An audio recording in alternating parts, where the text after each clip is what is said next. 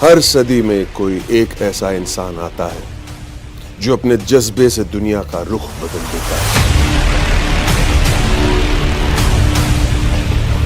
जिसने फुटपाथ पर डिक्शनरीज बेचकर पढ़ाई का खर्चा निकाला और आज बड़े बड़े बिजनेस टाइकून्स उसे कंसल्ट करके डिसीजंस लेते, अनफिट एज अ ट्रेनर बोलकर। कंपनीज ने जिसको रिजेक्ट किया था, आज वो एशिया का नंबर 1 मोटिवेशनल स्पीकर का अवार्ड जीत चुका है। और एक ऐसे बिजनेस कोच जिनकी लर्निंग्स अपनाकर कितने ही डूबते हुए बिजनेस और स्टार्टअप्स अपने पैरों पर खड़े हो गए और आज लाखों करोड़ों में खेल रहे हैं।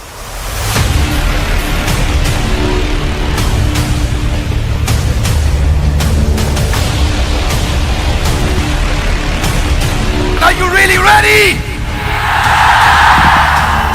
नमस्ते, मैं हूं बमन ईरानी और आज मैं कुछ ज्यादा ही एक्साइटेड हूं, इसलिए कि मैं ऐसी एक शख्सियत से मिलने जा रहा हूं जिनके बारे में मैंने बहुत कुछ पढ़ा था, बहुत कुछ सुना था, बहुत सारे वीडियोस देखे उनके यूट्यूब पे वगैरह वगैरह, लेकिन रियल में मिलना कुछ और ही बात होती है। तो I want you to meet him, मैं भी मिलूंगा, थोड़ा एक्साइटमेंट है। You also should be excited. I am going to introduce you to doctor Vivek Bindra. आइए मेरे साथ।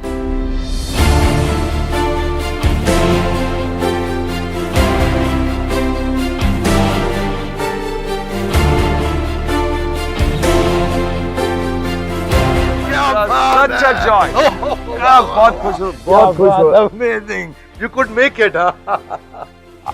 That was the main thing. I had to come. कैसे भी करके।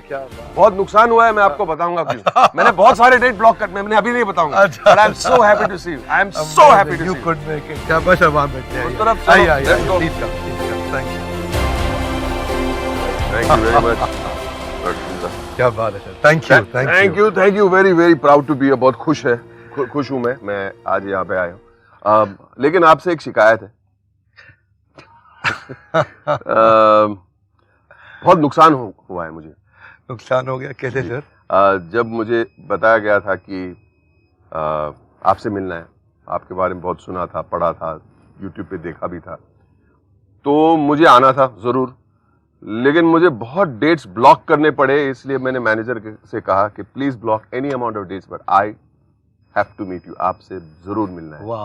वाह, amazing, that's so kind of you sir, क्या बात है। तो पहले तो मैं आपको मुबारकबाद देना चाहूंगा कि आपको इकोनॉमिक टाइम्स के जरिए आपको the game changer of India award मिला है। That's absolutely amazing.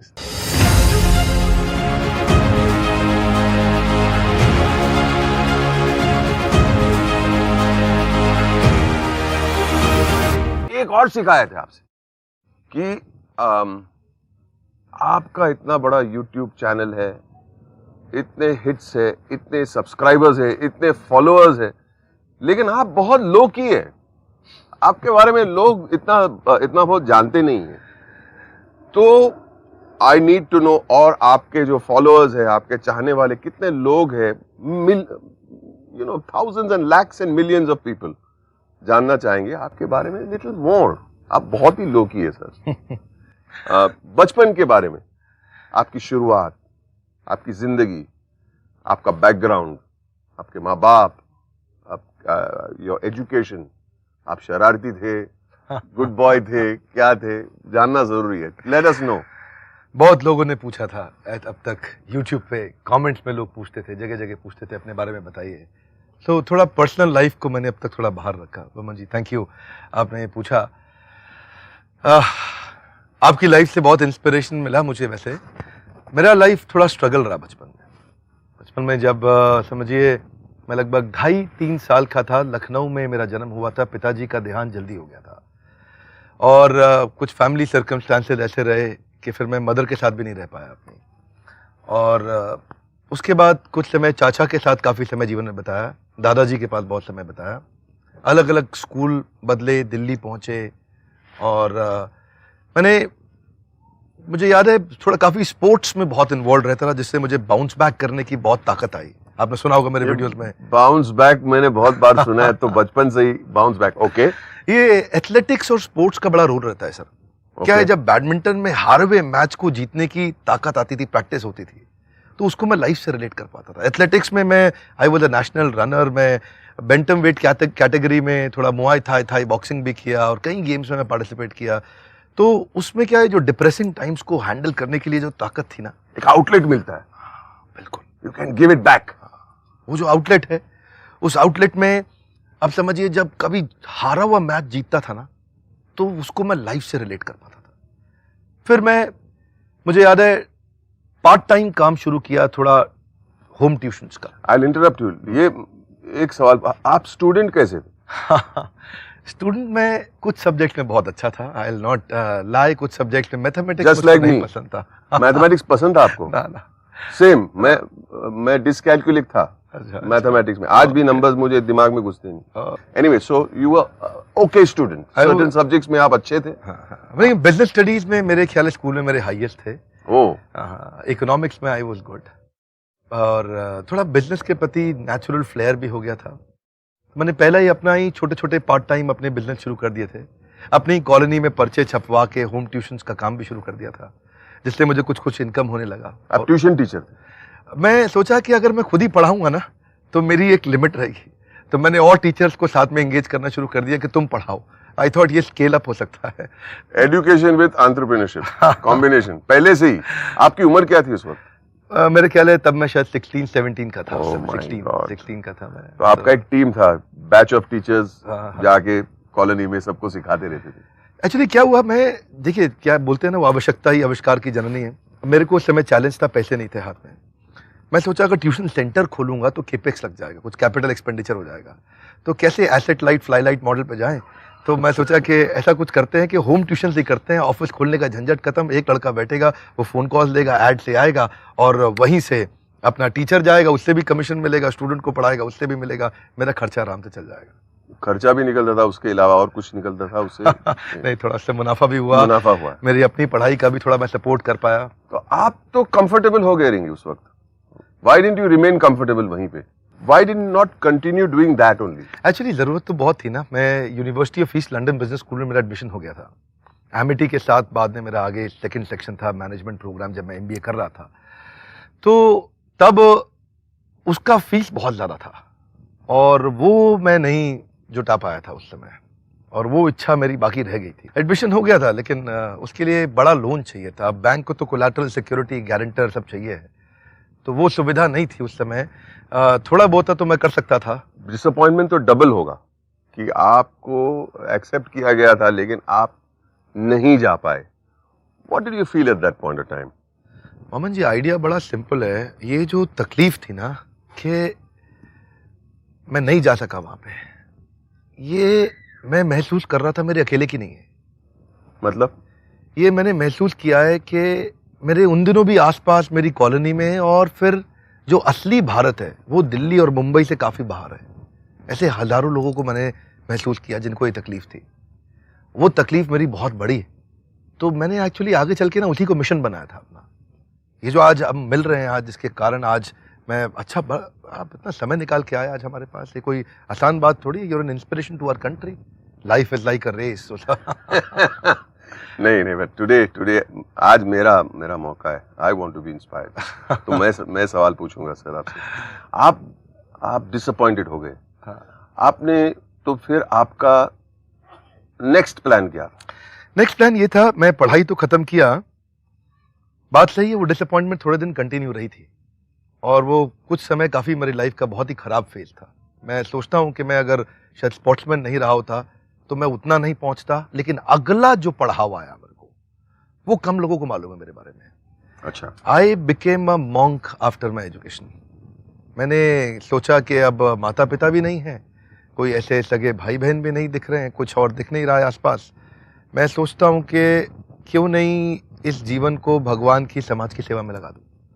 So 4 years I left my life and I became a monk. This is when I started living a brahmachari life. भिक्षा मांगना, सेवा करना, शास्त्र पढ़ना और गरीब बच्चों की सेवा करना, तो मैं उसी तरफ चला गया था। बहुत सुकून मिलता है सब चीज़ों बहुत में। बहुत सुकून नहीं, ताकत बहुत मिला उससे। ताकत नहीं। सुकून के साथ ताकत बहुत मिला, क्योंकि भगवत गीता में कृष्ण ने ऐसे ऐसे श्लोक बताए हैं जहां पे अर्जुन वास्तव में बहुत डिप्रेस था, और जो खड़ा हुआ वो वो मैं महसूस करता था। और वो मैं महसूस करता था कि शायद मैं अर्जुन तो नहीं हूं, लेकिन अर्जुन की तरह सुनने का प्रयास कर रहा हूं। और वहां से ऐसा इंस्पिरेशन मिला कि कृष्ण ने मतलब जगह जगह बताया कि एक होपलेस एंड को एंडलेस होप कैसे बनाएं, एक ब्रेकडाउन को ब्रेक थ्रू कैसे बनाएं। क्राई नहीं करना है, ट्राई करना है। अच्छा, उसके पहले या उसके बाद मेरा मानना है कि आप रोड पे डिक्शनरीज बेचते थे। हाँ, बिल्कुल ठीक है। इसके पहले कि इसके बाद? हाँ नहीं, इसके पहले था वो, इसके पहले था। ये कॉलेज टाइम में मैं क्या करता था, शाम के समय डिक्शनरीज का एक बड़ा बैग लेके जाता था। और मेरे ख्याल है, मुझको याद है, एक डिक्शनरी पे मुझको 25-30 रुपया बचता था, और अगर ज़्यादा बेच दूँ तो 50 रुपया तक बच जाता था। 600 रुपये की एक डिक्शनरी होती थी, बड़ी अच्छी। तो ऑक्सफोर्ड वाली? हाँ, ब्लू एंड रेड। हाँ, बिल्कुल बिल्कुल। आज मैं बच्चों को देखता हूँ जब रोड पे डिक्शनरी बेचते, तो I will feel a new kind of relationship with that person. क्योंकि अच्छा, तो आप वहां से आप इस्कॉन चले गए। हाँ, और ब्रह्मचारी बन गए। हाँ। वहां से आप एंटरप्रेन्योर कैसे बने? क्या चेंज आया? किसने आपको एडवाइस किया? क्या आप अंदर से आपने, किसी ने आपको कहा, और you told yourself? What was that change? ये चेंज ना, मैं भगवत गीता पे लेक्चर लिया करता था। ओके। और भगवत गीता के बारे में मैं काफ़ी कॉलेजेस में जाके, कहीं कॉर्पोरेट्स में जाके, while wearing dhoti kurta, while wearing the robes, I used to go and deliver speeches there. और बाद में मेरे गुरुदेव ने मुझे कहा कि आप ज़्यादा अच्छी सेवा कर सकोगे जब आप बाहर संसारिक जीवन में रहोगे। आप यहाँ पे रह के आपकी लिमिटेशन लिमिटेशन रह जाएगी। लिमिटेशन रह जाएगी, क्योंकि आपको ताकत मिल चुकी थी। हाँ, वो ट्रेनिंग थी। वो ब्रह्मचर्य आश्रम में जो इंद्रियों को, सेंसेस को, डिजायर्स को कंट्रोल करके, डिसिप्लिन में रह के, सुबह अर्ली मॉर्निंग उठ करके साधना करके, उसके बाद ताकत अपनी बिल्ड करके, मेडिटेशन साधना के बाद फिर दिन भर का काम करना। कृष्ण कहते हैं गीता में कि पहले मेरा स्मरण करो, उसके बाद कर्म करो, युद्ध करो। अर्जुन को बोला, माम अनुस्मर युद्ध च, पहले अनुस्मरण मतलब रिमेंबर मी, देन युद्ध। तो मेरा युद्ध जो है वो तो ट्रेनिंग इंडस्ट्री का युद्ध है, लोगों को एंटरप्रेन्योर बनाने का। तो आपको एडवाइस किसने दिया? मेरे गुरुदेव ने दिया। गुरुदेव ने दिया, कहा कि बाहर जाओ और you will be of more help to society अगर आप बाहर जाके ये नॉलेज को आप डिजिटल प्लेटफॉर्म का अपॉर्चुनिटी मिला हमारे को। उन्होंने मुझसे कहा था कि आप भगवत गीता को मत छोड़िएगा। ओके। हाँ, उन्होंने कहा भगवत गीता को मत छोड़िएगा। आपके जो सब जो लेक्चर्स थे कॉलेजेस में और कॉर्पोरेट्स में, बेस्ड ऑन भगवत गीता? हाँ, based on Bhagavad Gita, correct. तो आप कितने साल किए वो सब? मेरे ख्याल है मैं लेक्चर्स तो 2006 में ही शुरू कर दिया था देना, पर इसको जो बिजनेस में हमने जो बनाया था वो 2013 में शुरू किया था। उसी में मेरा यूट्यूब चैनल भी उस समय शुरू किया। तो फिर आपने कॉर्पोरेट स्पीकिंग का काम शुरू कर दिया, but that also requires money, no sir? पैसे की जरूरत पड़ती है ना उसके लिए। ठीक, वो पैसे आए कहाँ से? हाँ मामा जी, पैसे नहीं थे बस शुरू में। एक्चुअली यही नहीं कि हमेशा कोई भी स्टार्टअप और बिजनेस में दो चीजों का चैलेंज होता है, एक पैसा और एक मैन पावर। तो क्या किया क्या आपने? ऐसा था कि जब हायरिंग कराना मैंने शुरू में, तो लोग आते थे, इंटरव्यू देते थे, छोटा सा एक कमरे का ऑफिस देखते थे ऐसा ऐसा करके, और उसके बाद मैं उनको बोलता था बड़ा सपना है, बहुत बड़ी कंपनी बनाएंगे, पूरे देश में परिवर्तन लाएंगे। तो फिर ऊपर देखते थे एसी नहीं लगा है, इधर आजू बाजू देखते थे कोई आदमी नहीं बैठा, तो चले जाते थे। नेगोशिएट भी नहीं करते थे सैलरी, तो बात भी नहीं करते, इधर कोई फ्यूचर ही नहीं है, फ्यूचर नहीं है ना, क्योंकि देखिए अच्छी टैलेंटेड मैन पावर नहीं आती है। ऐसा फिर धीरे धीरे मुझे जर्नी समझ में आया, तो मुझे ये समझ में आया कि अभी मेरी कंपनी में वो लोग आएंगे जो सबैटिकल पे, सबैटिकल मतलब जिसके पास जॉब नहीं है अभी वो आदमी आएगा जो कोई पार्किंग लॉट की तरह जॉब ढूंढ रहा है, जिसको 3-4-5 महीने का जुगाड़ चाहिए, जब उसकी अच्छी लग जाएगी तो यहां से निकल जाएगा। लेकिन वो आदमी जाएगा नहीं कभी। नहीं, जाते लोग, जाते। अच्छा। मैं प्रिपेयर्ड हो गया था कि शुरू के 20-25 लोग ऐसे ही हायर करूंगा और इनकी शक्ल दिखा के बढ़िया आदमी लेकर के आऊंगा। ये बाद में रहें या जाएं कोई बात नहीं, लेकिन अच्छी मैन पावर दिखाने के लिए, लाने के लिए कुछ तो लोग रहने चाहिए कंपनी में। तो मैं प्रिपेयर्ड था 1 साल के। एक्चुअली विजुअल मैन पावर तो दिखनी चाहिए ना, दिखनी चाहिए विजुअली कि मतलब है लोग, काम ये काम काज है, कारोबार है। अच्छा, okay, I am getting your drift sir, I am understanding your mind. या खर्चा बचाना था, ऑफिस छोटा था, बाथरूम नहीं था वहां पे, पब्लिक वॉशरूम में जाना पड़ता था। शुरू में मुझे याद है कुछ दिन तो ऐसे थे कि मैं अपने ऑफिस के एम्प्लॉयज को वॉशरूम में जाने का टाइम बताया था, ये टाइम पे आप वॉशरूम जाया करो। उससे पहले मैं क्या करता था एक्चुअली, उससे पहले मैं खुद जाके पहले वॉशरूम धोता था।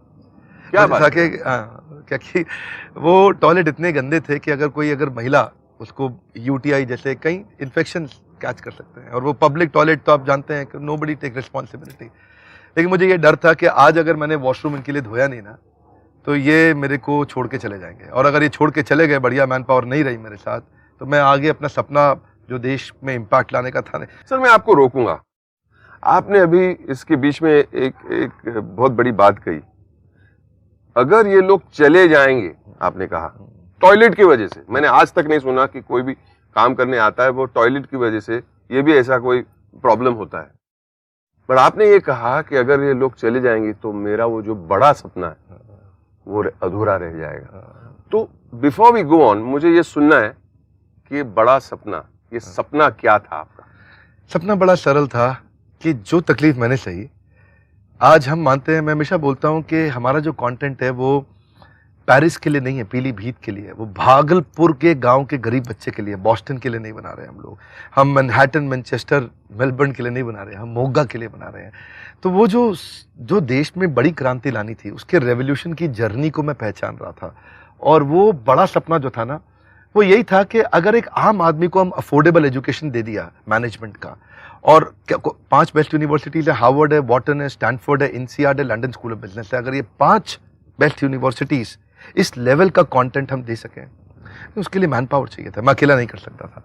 अब शुरुआत कहां से होती है? From the washroom. हाँ जी, सोचो हाँ जी, कि आपका जो सपना था, मतलब you are talking about Stanford and Wharton and Princeton, लेकिन आप टॉयलेट साफ कर रहे हैं वो सपना प्राप्त करने के लिए। I have never heard of anything, मेरे लाइफ में मैंने ऐसी बात कभी सुनी नहीं, जो एक इंसान बोल रहा है कि मेरा सपना वर्ल्ड क्लास से भी वर्ल्ड क्लास का लक्ष्य है मेरा, और लेकिन शुरुआत मैं करूंगा टॉयलेट साफ करने से। I can not imagine this, I can not even conceive कि ऐसी कहानी कोई लिख सकता है। दुनिया में लोगों ने बहुत स्ट्रगल देखे हैं, बहुत, लेकिन ये बहुत यूनिक स्ट्रगल है। जी जी, तो मुझे बहुत कुछ और जानना है इसके बारे में। मैं एक दफा बड़ा अमेजिंग एक्सपीरियंस था मुझे कि पानी की टंकी हमारी खराब हो गई थी, लीक कर गई थी छत पे, बाथरूम में जो पानी जाता था। अब क्या होता है, एम्प्लॉइज के मन में छोटी भी नेगेटिविटी आती है तो नीचे चाय की टपरी पे जाकर के आपस में बात करते हैं, ये कंपनी में दम नहीं है, चलेगी नहीं कंपनी, ये निकल यहाँ से, ये साथ साथ ढूंढता रहे। तो वो मन में स्ट्रेस रहता था कि मैन पावर को कैसे हम इन्वॉल्व करें, कैसे उनका ध्यान रखें। अब वो टंकी जब लीक कर रही थी तो पानी फिर से खत्म हो जाएगा बाथरूम में, तो मैं क्या करता था, छत पे जाता था, और छत की छोटी सी एक और छत होती थी ऊपर, जिसके ऊपर 4 पानी की टंकी थी। मैंने वहां बाल्टियां 2 रख रखी थी, जब यहाँ पानी खत्म हो तो मैं दूसरी टंकी से मैनुअली बाल्टी निकाल के इस टंकी में भरता था, ताकि एम्प्लॉइज को कोई तकलीफ ना आए, उनको वॉश बेसिन जाना है, लंच के बाद हाथ मुंह धोना है, कुछ करना है, कोई मुश्किल ना आए। ये शुरुआत में पैसा बचा के धीरे धीरे मैंने एक्चुअली पैसा अपने पे खर्च नहीं करता था। मैं आज भी अपने घर में रहता हूँ, आज आप घर पे हैं हमारे, मैं कुर्ता पजामा सिंपल लाइफ में रहता हूँ। मैं अपने पे खर्च नहीं किया, मैं चाहता था कि एम्प्लॉइज को रिटेन करें, और फिर धीरे धीरे अच्छी मैन पावर आई, उन्होंने हमारी वैल्यूज देखी, समझा, पहचाना, और फिर रुक गए। आज भी जो लोग उस समय मेरी कंपनी की शुरुआत में थे, उनमें से लगभग सारे लीडर्स आज भी हमारे साथ हैं, कोई छोड़ के नहीं गया हमारे को। बिकॉज दे हैव सीन, देख रहे कि इंसान क्या क्या कर रहा है, टंकी पे चढ़ रहा है, जाके हम बाथरूम में जाने के पहले जाके खुद साफ कर रहे हैं। It's very inspiring sir. एक दफा मैं आपको बताता हूँ, मैं क्योंकि था तो मैं मंदिर में ब्रह्मचारी आश्रम में, तो बिजनेस का डायरेक्ट एक्सपीरियंस नहीं था, बिजनेस फैमिली नहीं थी। एक दफा कुछ ऐसा गलती हो गया था मुझसे, और ऐसा समय आया था, 2016 की बात है।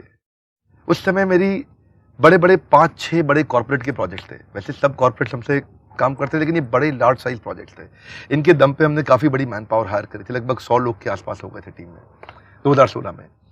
और अचानक कुछ ऐसा हुआ कि मेरे 6 प्रोजेक्ट इकट्ठे खत्म हो गए बिना पैसा दिए, 3-3 महीने का पैसा पेंडिंग था। अच्छा, आउटस्टैंडिंग मतलब उन्होंने मेरे को दिया नहीं।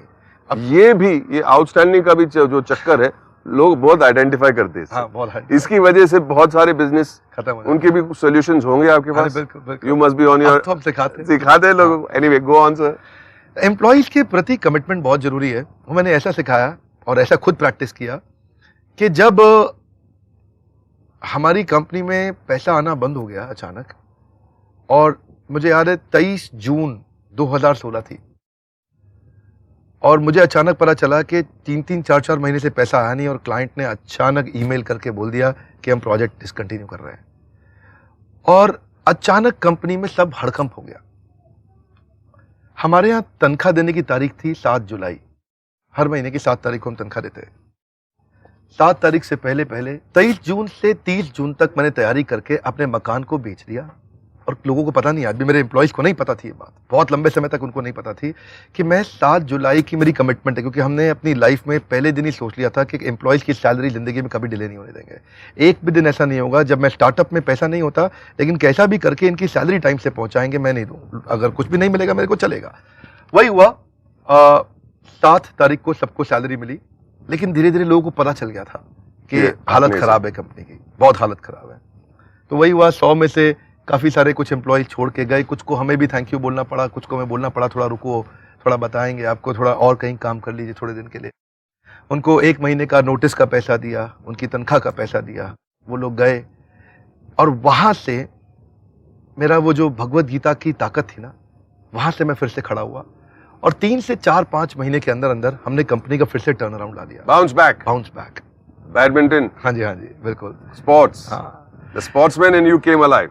करेक्ट। हाँ जी। फिर लेकिन अगर आप मेरी बैलेंस शीट देखोगे, 2013, 14, 15, 16, 17, 18 और अब 19 की क्लोजिंग जो हमारी हुई है अभी, 18-19 की है, पूरे साल में फाइनेंशियल इंपैक्ट किसी को नहीं पता चलेगा। उसका कारण क्या है? 2 क्वार्टर खराब हुए, लेकिन अगले 2 क्वार्टर इतने अच्छे कर दिए, बैलेंस हो जाता है कि वो पिछले साल से 3 गुना ज्यादा ग्रो कर गया ये साल। मैं आपको बताता हूं, हमारा एक टारगेट रहता है कि हमारी कंपनी हर साल 300% ग्रो करनी चाहिए, 300% हमें ग्रो करना है हर साल। तो वो जो जून में दिक्कत आया, वो जुलाई, अगस्त, सितंबर में हमने कवर किया, और अक्टूबर से लेकर मार्च तक वो फाइनेंशियल ईयर हमने फिर से लास्ट के 6 महीनों में हमने पिछले 6 महीने को इतना कवर अप कर दिया कि फिर से कंपनी 3 गुना ग्रो कर गई। क्या हुआ? ये मेरे ख्याल में ये क्षमता लोगों के पास है, पर वो जल्दी से सामने वाले अंधेरे को देख के घबरा जाते हैं। ज्यादातर बिजनेसमैन क्यों फेल होगा? उसको दूर की जर्नी नहीं दिखती है, उसको समझ नहीं आता कि ये जो अंधेरा है, इस अंधेरे में मैं कहां जाके निकलूंगा, और वहां वो घबरा के खत्म हो जाता है। डोंट पैनिक, बेसिकली आपका बोलने का मतलब है डोंट पैनिक। अगर आपको रोशनी नहीं दिखती है, लेकिन अगर आपका प्लान सॉलिड है, यू विल सक्सीड। बोलने का मतलब ये है। करेक्ट। सुपर। डॉक्टर साहब, आपकी जगह कितनी खूबसूरत है, आप दिखाइए तो। जी जी जी जी, क्या बात है, क्या बात है सर। आइए आइए, please go, let's go. Thank you. आइए वॉक कर। हाँ जी।